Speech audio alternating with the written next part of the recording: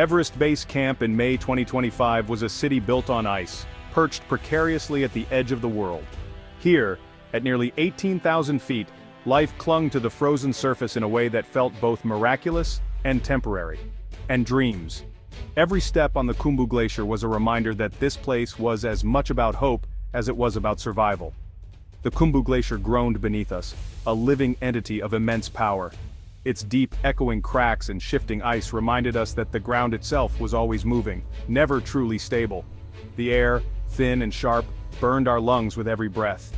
Even the simplest task, zipping a jacket, tying a boot, became a test of endurance in this rarefied atmosphere.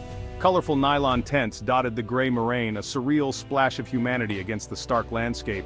Each tent was a tiny sanctuary, a fragile bubble of warmth and hope in a world of rock and ice. Each tent held a story, a hope, a fear, all waiting for a chance to touch the sky.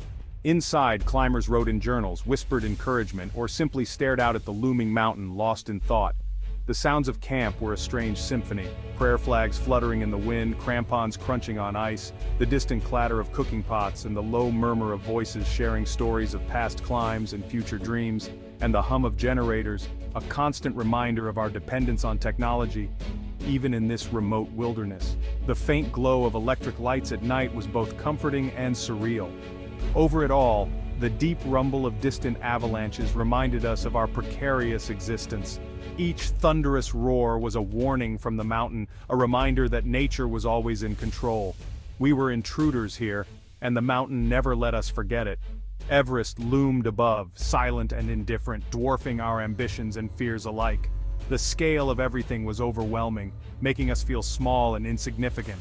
The vastness of the Himalayas stretched in every direction, a landscape that humbled even the bravest among us. We were a community of strangers, bound by a shared ambition.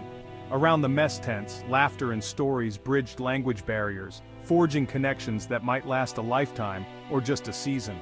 The camaraderie was real but fragile, easily broken by the pressures of the climb ahead. Tensions simmered beneath the surface as exhaustion and anxiety took their toll. In May 2025, we all felt the weight of that reality, living on borrowed time. Every sunrise brought new hope, but also a reminder that in the Khumbu's fragile city, nothing was ever guaranteed. Among the climbers were faces that stood out, each one etched with a unique story, a silent testament to the dreams and struggles that had brought them to the foot of the world's highest mountain. Each climber carried a burden of purpose, a weight far heavier than the gear strapped to their backs. Their eyes revealed a mix of hope, fear, and determination, emotions that would be tested in the days ahead. Liam, a firefighter from Chicago, climbed for redemption. Haunted by a rescue call that ended in tragedy, he saw Everest as a chance to make peace with his past. Every step upward was a step away from guilt, a step toward forgiveness. For Liam, reaching the summit wasn't just about conquering a mountain, it was about finding a sense of closure, a way to heal wounds that ran deeper than any crevasse. Maya, a software engineer from Bangalore, was determined to become the first woman from her state to summit Everest without supplemental oxygen. Her journey was more than a personal challenge, it was a statement to everyone who had ever doubted her.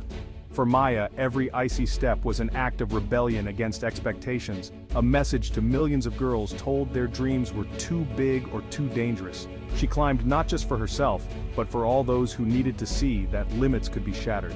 Ben, our lead guide from New Zealand, was on his final season. Years of guiding had left him weary, not of the mountain, but of the crowds and commercialization that now defined Everest. He missed the days when the mountain felt wild and untamed. Ben moved with deliberate economy, every motion honed by decades of experience. He watched over his team with a quiet vigilance, knowing that on Everest, wisdom and caution were as vital as strength. Tenzing Sherpa, our Sirdar, led the Sherpa team with an innate understanding of the mountain's moods. He read the wind, the snow, and the shifting clouds like an ancient language passed down through generations. For Tenzing, climbing was a job. A dangerous one that put food on his family's table and sent his children to school. The risks were real, but so were the rewards, and he bore them with quiet dignity. Yet, as he watched the growing number of climbers each season, Tenzing's worry deepened. He knew the mountain demanded respect, and that too many forgot its power in their rush for glory. Each climber had their own story, their own reason for being here. But in the thin air of Everest, They were united by ambition, a shared longing to touch the sky and to discover what they were truly made of. The pressure in camp was palpable, a weight of global expectation. Everest had become a digital stage and we were actors in a high-stakes drama. Satellite dishes fed a constant stream of updates, photos, and live videos to the world. Every climber with a sponsorship deal had a media team hungry for content. Our preparation rituals became public performances, adding stress to an already life-threatening endeavor. Expeditions competed for the best weather windows and media attention, creating tension. The commercial operators promised the summit to anyone with enough money, flooding the mountain with inexperienced clients. This digital obsession warped our perception of risk, creating a false sense of security. The curated summit photos told only one side of the story, sanitizing the reality of the death zone. The mountain was no longer just a physical challenge, it was a battle for online validation. The stakes were getting dangerously high. The first weeks of May were deceptively perfect, the sky a brilliant blue, stretching endlessly over the towering peaks. It was as if the mountain was inviting us with open arms, luring us into a false sense of security. Veteran climbers and Sherpas grew uneasy, sensing the mountain was too quiet. Their instincts, honed over years of experience, told them that something was amiss. The silence was deafening, a prelude to something ominous. This unnatural calm felt more threatening than a storm, a classic Everest trap. The mountain seemed to be holding its breath, waiting for the right moment to unleash its fury. Every team decided to push for the summit at the same time, creating a frenzy. The base camp buzzed with activity, a hive of anticipation and nervous energy. Ben argued for patience, but the clients were restless, pressured by expedition leaders and sponsors. The allure of the summit was too strong, overshadowing the cautionary tales of those who had come before. The decision was made, we would go. The air was thick with determination, each climber steeling themselves for the challenge ahead. The mood on the eve of our departure was a mix of excitement and fear.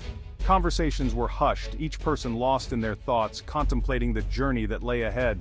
We performed final checks, attended a puja ceremony, and prepared to leave. The ritual was a solemn reminder of the mountain's power, a plea for safe passage. Tenzing gathered his team, warning them to trust their instincts, not the weather forecasts. His words were a stark reminder of the mountain's unpredictability. He knew the mountain was setting a trap, and feared many of us were about to walk into it. His eyes, filled with concern, scanned the horizon, searching for signs of the impending storm. The perfect weather was a mask, hiding the mountain's true intentions. It was a beautiful deception, a calm before the storm that was sure to come. We were about to face the mountain's fury. The clouds began to gather, a dark curtain slowly descending over the peaks, signaling the beginning of our true test. The journey began before dawn, headlamps snaking through the Khumbu icefall. We moved quickly, each step deliberate, each placement of crampons precise. A single misstep could send you plummeting into a crevasse. We established ourselves at Camp 2, then began the ascent of the Lhotse face. The climbing was grueling, a relentless battle against altitude and exhaustion. At Camp 4, we entered the death zone, the air too thin to sustain life for long. The landscape was alien, littered with debris of past expeditions. The final summit push began at 10 p.m., a narrow ridge with terrifying drops. We passed the bodies of climbers from previous years, stark reminders of failure. Ben kept a close eye on our oxygen levels, his voice a reassuring presence. We were all pushing our limits, inching toward the top of the world. Just below the Hillary step, the world changed. The perfect weather vanished, the sky turning a malevolent gray. The wind became a deafening roar, snow falling in a blinding blizzard. The mountain exhaled, unleashing its fury. Panic rippled through the climbers, the route a scene of chaos. Ben yelled for us to stay close, the summit forgotten, survival the only goal. Equipment failed in the extreme cold, oxygen masks freezing. Maya, climbing without oxygen, was in peril, showing signs of severe hypoxia. Every decision became a matter of life and death. Ben tried to organize a retreat, but the storm was too powerful. We were a scattered collection of individuals, each fighting a desperate battle. As the storm raged, acts of heroism shone through the darkness. Liam, close to the summit, turned back to help Maya, giving her his oxygen. His sacrifice was a testament to the firefighter he was, but for every act of heroism, there were stories of chaos and isolation. The storm separated us, climbers becoming lost in the swirling snow. The long night was a blur of survival, the South Call a death trap. When dawn broke, the storm had passed, revealing devastation. Several climbers, including some from our team, had not returned. The search for survivors began, but it was largely a recovery mission. The silence on the mountain was heavier than the storm. It was the silence of loss. Dreams turned into nightmares. The aftermath of the disaster sent shockwaves through the climbing community. 11 climbers lost their lives, including Liam, who gave his life to save Maya. Maya survived, but with severe frostbite, her dream shattered. Ben returned to base camp a broken man, never to climb again. The tragedy ignited a debate about the state of climbing on Everest. Fingers were pointed at commercial expedition companies and gear standards. The sheer number of climbers was identified as a primary cause of the disaster. The digital pressure for summit selfies was condemned as a toxic influence. Survivors shared their stories, highlighting the debt owed to the Sherpa community. The season became a cautionary tale, a dark chapter in Everest's history. The tragedy called for a fundamental shift in our approach, prioritizing safety over summits.